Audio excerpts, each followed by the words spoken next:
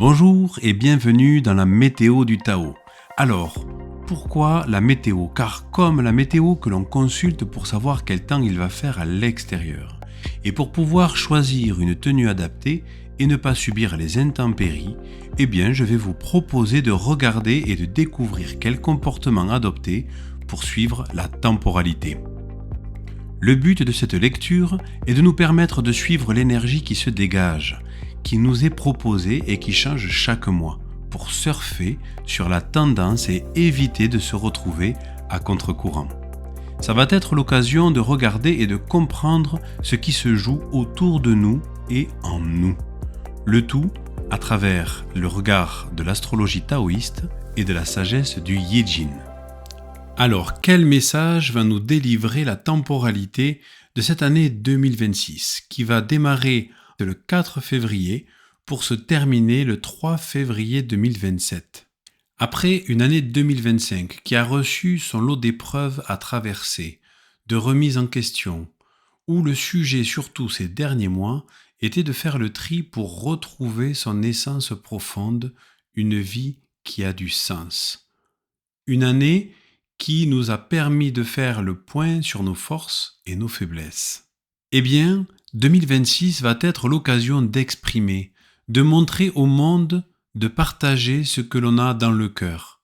Les pépites que l'on a été trouvées en nous et qui ne font pas de nous que des êtres fonctionnels qui fonctionnent dans un système donné, mais des êtres qui peuvent témoigner de leur créativité existentielle. Mais avant d'aller plus loin, il est important de rappeler et de visualiser qu'en tant qu'être humain, nous avons les deux pieds sur la terre et la tête en contact avec le ciel. Exactement comme les arbres qui, enracinés dans le sol, captent l'énergie de la terre et leurs branches et feuilles qui sont tournées vers l'énergie du ciel. De la même manière, nous allons recevoir cette énergie céleste, très franche, très directe, et nous allons y répondre avec l'énergie de la terre, celle de l'homme. Cette année est représentée par le cheval de feu, ce qui signifie que le ciel et la terre seront sous le signe du feu, à quelques différences près qu'il ne s'agira pas du même. Le ciel de 2026 sera marqué par un feu yang, Bing, qui est le feu céleste, la source de la vie sur la terre, le soleil. Il amènera avec lui, durant cette année, une énergie vibrante, passionnée, enthousiaste, qui permettra à ceux qui le souhaitent d'être sous les feux de la rampe et de mettre en lumière et partager ce qui est essentiel pour eux. Mais pour cela, l'homme devra répondre à cet appel de la lumière avec tempérance et discernement. Le feu avec lequel il nous est proposé de répondre est un feu yang, Wu, le cheval, qui peut s'emballer, s'emporter. Et pourtant, son énergie profonde est un feu yin, plus doux, celui de la bougie, celui du cœur, qui devra nourrir une terre yin, c'est-à-dire une terre qui exprime la tolérance et qui contient notre jardin intérieur, nos pépites, notre essence. Le message qui se dégage pour cette année 2026 va être de pouvoir profiter de cet élan qu'amène l'énergie du feu pour exprimer ce qui nous tient à cœur, tout en restant vigilant de ne pas aller trop vite en besogne et de rester à l'écoute de nous-mêmes, au risque de se brûler ou de brûler les étapes.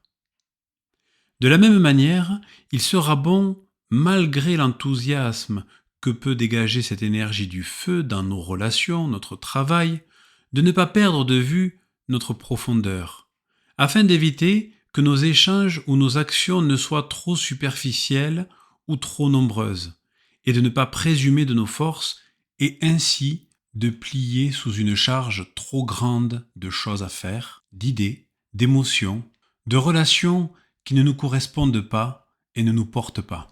Et c'est ce qu'appuie le Yi Jin avec l'hexagramme 28, l'excès de grand.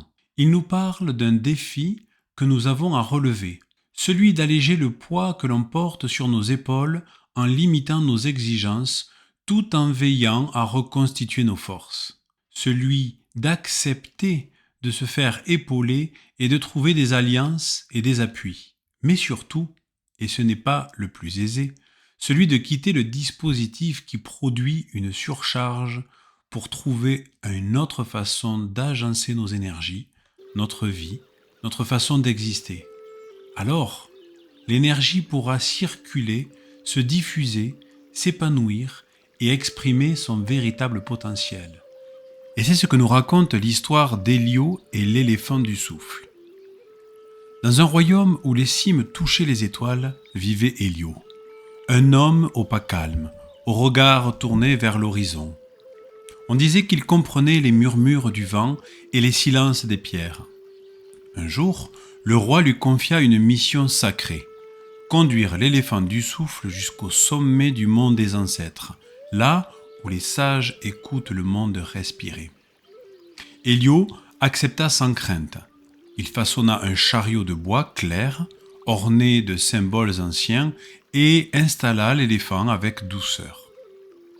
Le voyage débuta sous le ciel limpide, mais bientôt les sentiers se firent étroits, les vents plus vifs et le poids de l'animal plus lourd. Ce n'était pas seulement l'éléphant qu'il portait, c'était le poids des mémoires, des promesses non dites, des fidélités invisibles. Un soir, alors que le ciel se teintait d'or et de cendres, Hélio s'arrêta sous un arbre courbé par le souffle du temps. Une vieille femme apparut, vêtue de lin et de lumière. Elle lui tendit une gourde et dit « Tu ne portes pas un éléphant, tu portes ton histoire. Allège ton cœur et le monde suivra. » Alors Hélio détacha l'éléphant. Celui-ci marcha à ses côtés, libre et paisible. Le chariot, allégé, devint un abri pour les âmes en quête. Ensemble, hommes et bêtes gravirent la montagne, non par force, mais par équilibre, écoute et lumière intérieure. Au sommet, le vent les accueillit comme les fils du souffle, et Hélio comprit. La grandeur ne réside pas dans ce que l'on porte, mais dans la manière dont on avance. Hélio, porteur de lumière, est à un moment de sa vie où ce qu'il porte demande à être transformé et non rejeté, où le chariot menace de céder, mais c'est peut-être une invitation à marcher autrement.